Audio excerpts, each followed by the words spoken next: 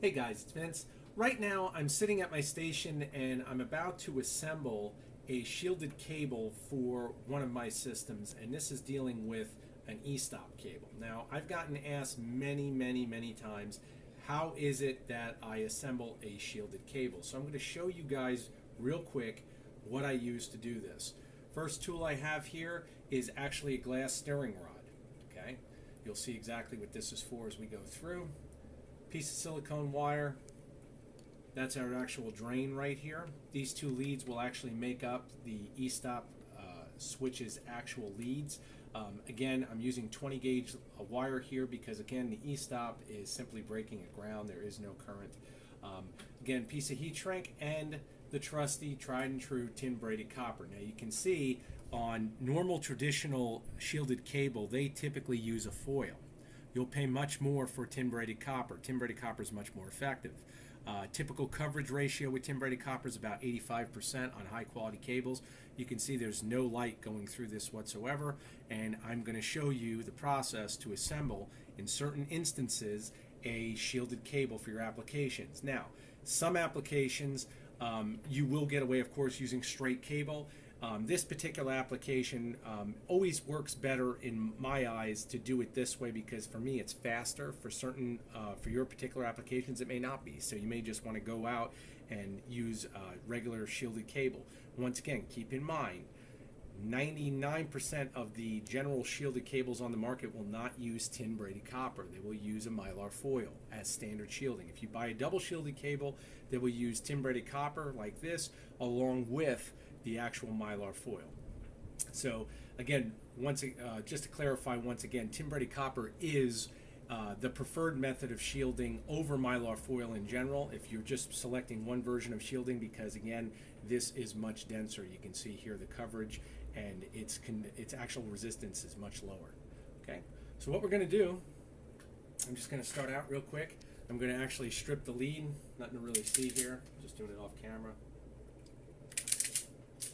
Okay, this is done. Come over here, very simple.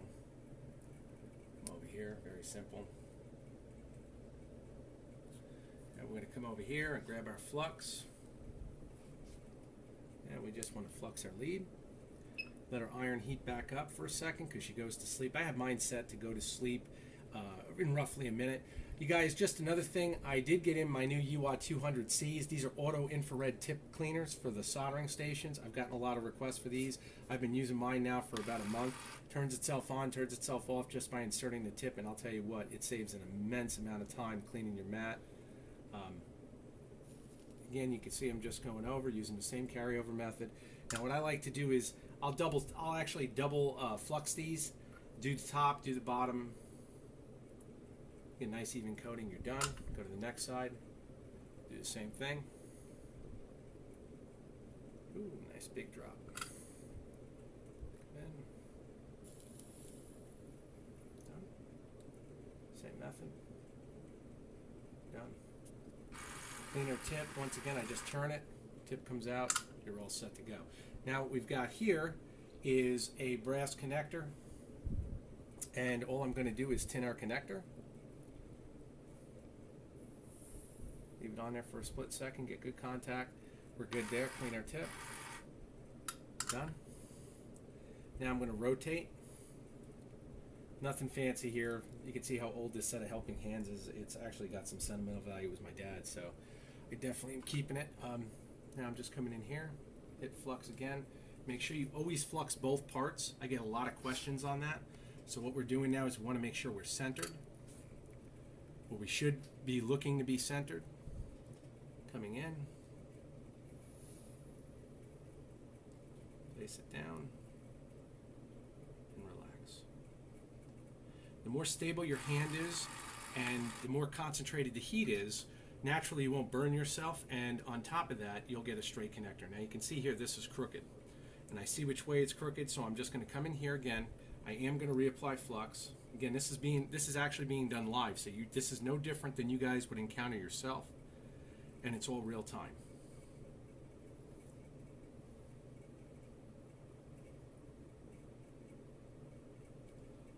I always try to keep my hands stable on a platform as a jig because if you're holding a lead, it's very easy to be sitting there and jiggling all over the place. I see that done all the time. This is much better straight.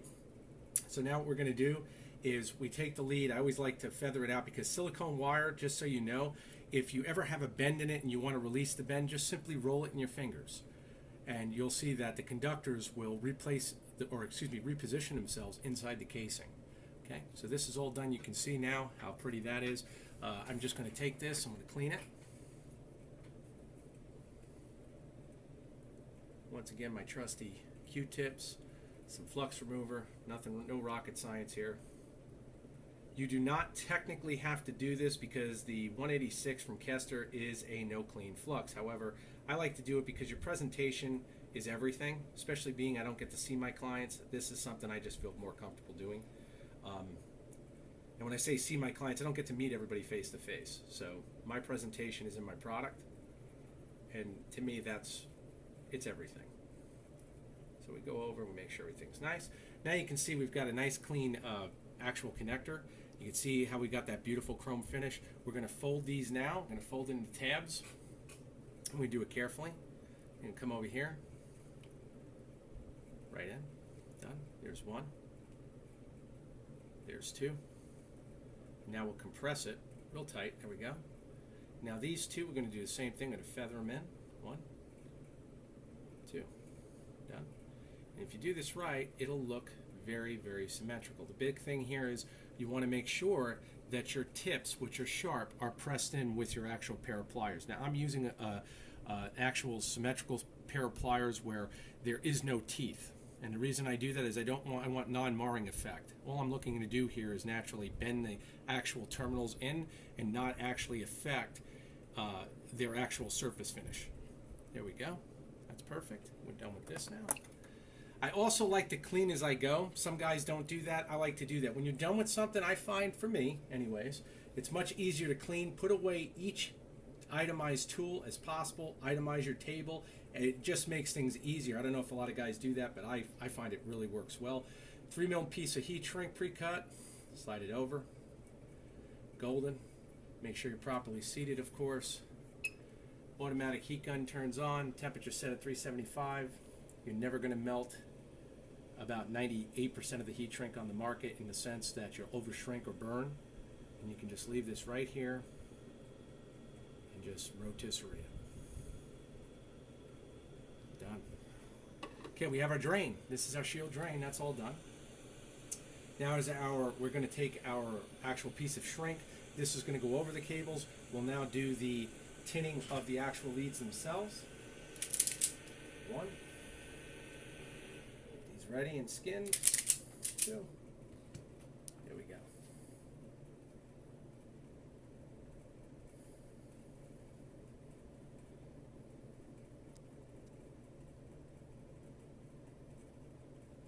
Okay, feather them out once again. I've said this in previous videos. I always like to keep them straight. Come over with the flux once again. Done. Done. Iron's turning itself back on. Let that heat get where it needs to be.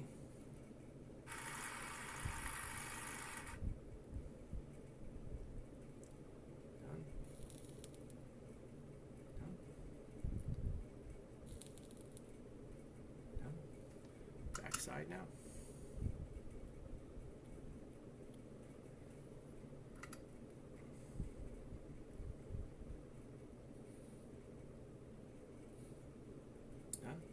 See the color is perfect. Go right to the next lead. Same process.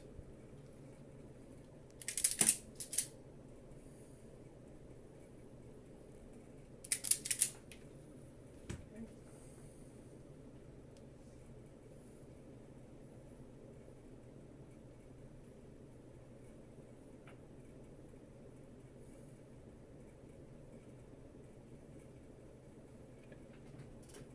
Yep.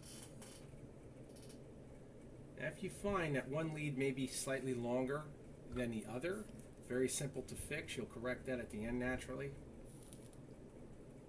Some guys don't care. I care about it, so I will correct it. Once again, very simple. Done. Done. You can see how fast this process is when we're using the right tools, guys. When you're using flux, soldering becomes a joke as far as speed. There you go. Done there. These are now ready. Now what we're going to do, and I get a lot of questions on this, is how do I insert these leads inside the tin braided copper? Well, I brought up the glass rod. Now you can see this is a nice symmetrical end, and it's nice and round, so nothing is going to grab this. Okay, and these are more like Chinese handcuffs. If you push forward slightly, you're going to loosen up the braid enough to insert the actual rod itself. Now what I like to use is something shaped cylindrical. I've got a pressurized center punch here, and all I'm doing is going to open up the tin braided copper. Okay, and you can see once it starts, you're pretty much good. Now we're going to come in here and just insert the glass rod, and it goes right through. See that? Now what we do is we pull, and the reason we pull is it's going to reset the braid where we want it to go. And you can see here, this certainly isn't rocket science. It's done. Now we carefully remove the tube. Once again, clean our area up, put our center punch back, grab our 2 leads, or whatever lead you're trying to work with. In my instance, I'm working with 2 leads. This is much easier, of course, to do with 2 leads. If you go 3, 4, 5, you definitely need to adjust the size of your tin braided copper, but the process is exactly the same.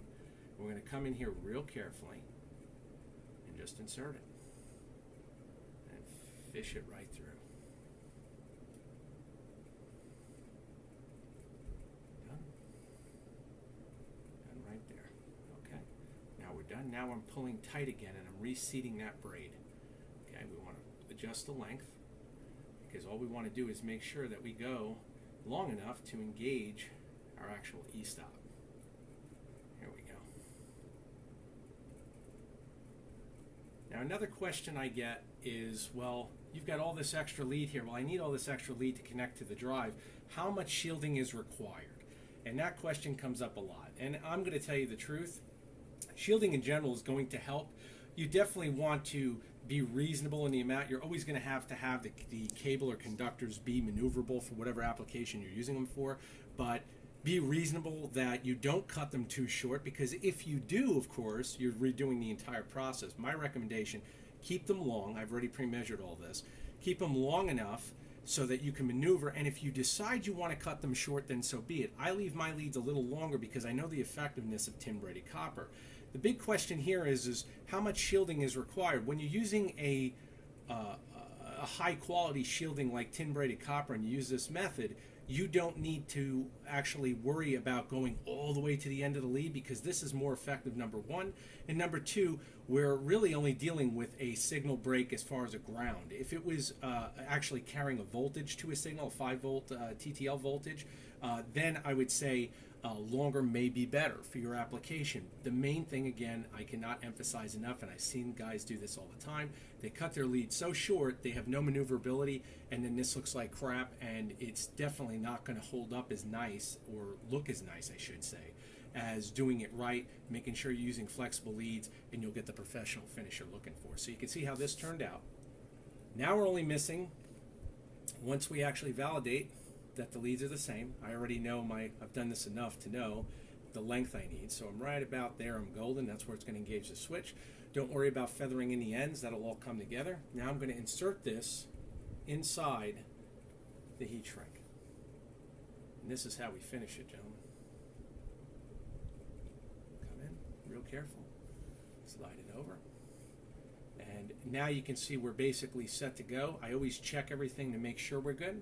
And at this point, now we can actually solder on our end piece. So what I'll do is I know now this goes on okay. And the reason I always check that is because there are times that you'll find little snags from the tin braid. Doing it this way first, you assure yourself everything is going to fit properly. So now I just remove that. You don't want any surprises after the fact. Come over here, lock her in. Now we're going to attach our shield drain to the actual cable itself. Being we're using silicone, the beautiful thing about silicone wire is the fact that it's got a much higher temperature casing rating, so we will not melt anything. You can see I've applied flux there generously. And now what I'm going to do, I'm just coming over, let the iron get nice and hot, and I get a nice bead, And what I'm going to do is just carefully let the iron do the work. That's one. That's good. Now I like to go over one more time, because you can see I've got the join, the actual tin braided copper joined itself, you can see, but it's still not a little bit of a puddle. I like a little puddle there.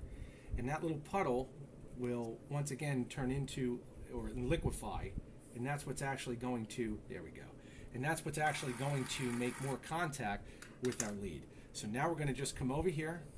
We don't have to worry about melting anything because the silicone, again, is not getting touched, but even if it did briefly, it's not going to make any real difference because of the fact of the actual casing rating.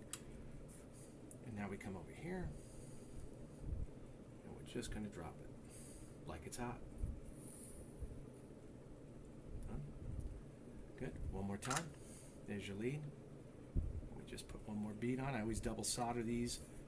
This is my practice. Again, this is not everybody's preference, but doing this long enough, I find that just that secondary bead is always a nice to have.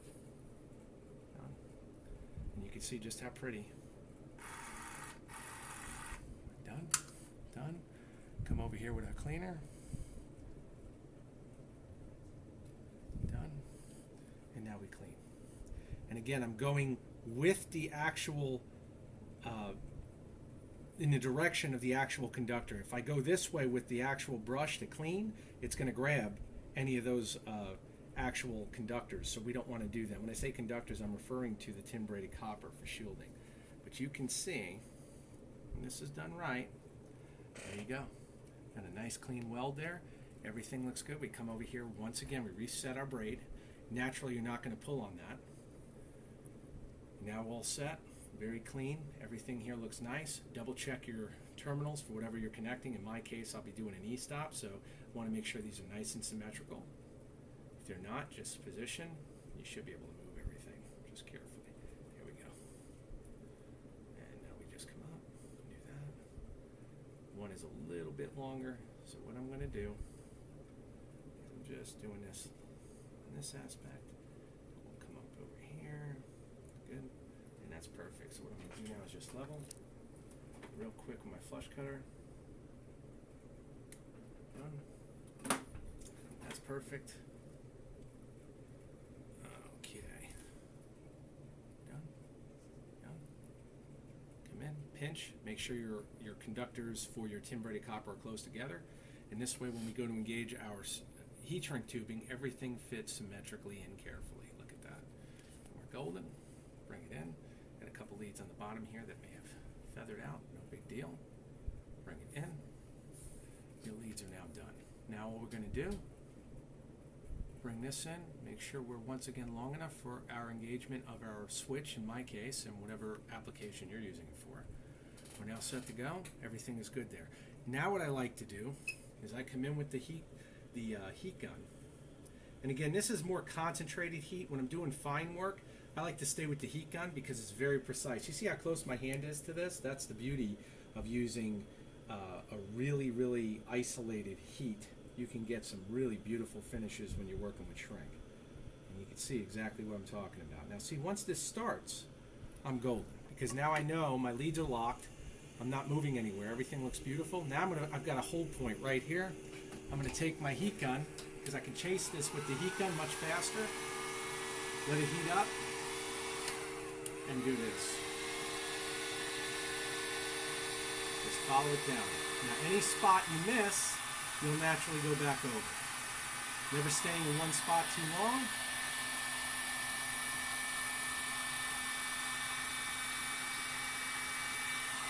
That's it. Come over.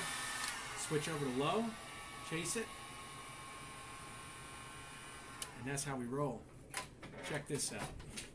Now when we're done, we can, now that this is warm, and I can't emphasize this enough, I get a lot of questions on how do I mold heat shrink. If heat shrink is more warm, you can actually take it with your hand carefully and manipulate it. And when it dries, or I say dry, it actually cools down, but those polymers that make up heat shrink will become solid, and they feel more like a plastic. And you can see, if we did this correctly, grab one of my demo E-stops, double check and see if we're long enough, and we're golden. There you go. there's your finished product, guys. Again, I hope this video has been helpful. These kind of tutorials I really want to keep doing because I keep getting lots of questions on the build capacities of the systems as far as components and individual units themselves, especially for something like this. This kind of cable, once again, is very easy to do. You can see here the shield drain, conductors on this side, everything here came out flawless. Another quick point, if you want to actually add even more shielding, you could actually wrap a ferrite over this. If you were that concerned that you're, limited in the amount of tin braided copper you have, or you had to go back, like I said, you had to watch the actual length of the leads you're working with. Overall, though, you can see just how easy this is. Once again, I'm only doing 2 leads. If you're doing multiple leads, of course, it might be a little more difficult. And again, practice makes perfect, guys. I did this live, 1 take. There's no cue cards here, nothing.